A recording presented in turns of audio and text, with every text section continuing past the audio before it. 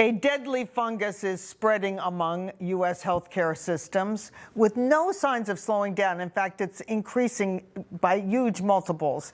It's called Candida auris, or some people just say C. auris. It's a drug-resistant fungus that was first identified in the U.S. in 2016. But since then, the number of cases have increased very rapidly, jumping to 4,514 in 2024.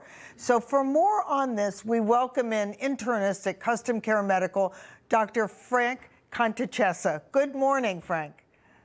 Morning, Betsy. How are you? Good to have you here. So the CDC has labeled this problem urgent, but my beef is that the CDC, which as I mentioned, I called the Centers for Disaster and Confusion, has done so little to stop the spread of this fungus from just a handful of hospitals in New York and New Jersey to now over half the states in the U.S.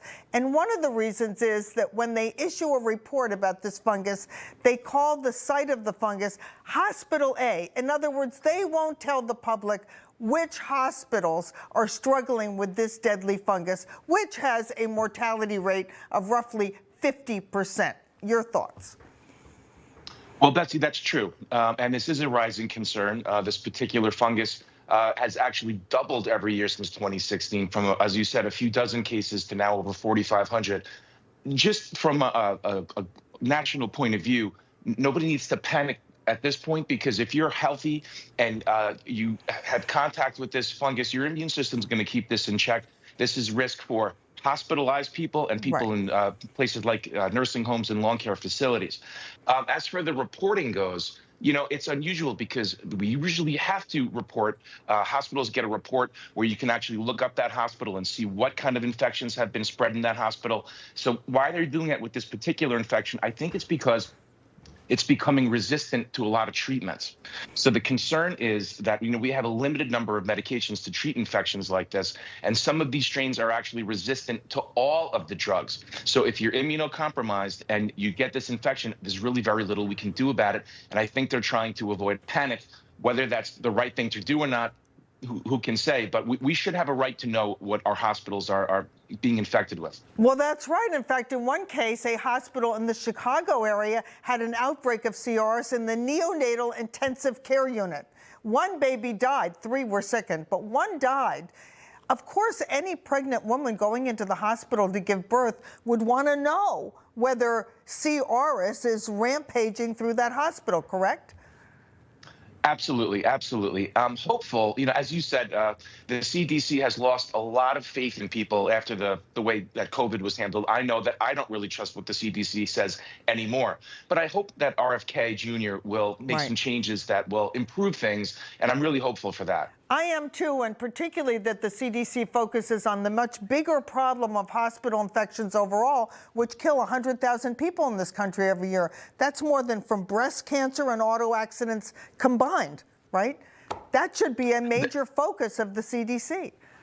That's right. And, you know, the population that you're talking about are at risk. So, you know, we really should be taking the measures to do that, because infection control, a resistant infection like this, the only way to really combat it is to prevent it. So the hospitals that are having problems with this, we need to send in teams. They need to be taught how to properly disinfect, because this particular Candida auris can live on surfaces for weeks. And it can also be resistant to the typical disinfectants that are used to clean surfaces. Right. So if you can target those particular hospitals where, you know, it's still very limited, we need to go in there and teach these people how to clean properly and do proper prevention. I'm so glad you underscored that, because in fact there are new technologies such as dry hydrogen peroxide that can automatically, continuously, and non-toxically disinfect hospital rooms, including a kill rate against Candida auris well over 90%. So if hospitals install these systems in the HVAC, they can actually beat this nasty bug and the more common household infections like MRSA and C. diff that we hear about all the time. You're absolutely right. And that technology is very exciting. Interestingly, an old patient of mine when I used to practice in New York was one of the inventors of that technology. But it is very exciting. This is something that you can actually attach, as you said, to the air conditioning system that continuously puts out particles of ions, basically Yes. of peroxide, which can disinfect the air, go out and actually disinfect the surfaces without actually having to physically clean them. So that might be something hopeful on the horizon. And for more information, come to hospitalinfection.org for all of the information on C. auris and other infections and how to protect yourself. Dr. Frank Contacessa, thank you so much.